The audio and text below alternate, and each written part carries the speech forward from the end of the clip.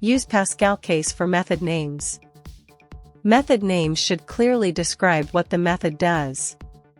Use verbs to indicate actions or operations. Avoid using underscores in method names. Use camel case for method parameters. The first letter is lowercase, and subsequent words are capitalized. Use meaningful names that describe the method's purpose. Avoid using abbreviations, except for widely understood ones, e.g., URL, HTML.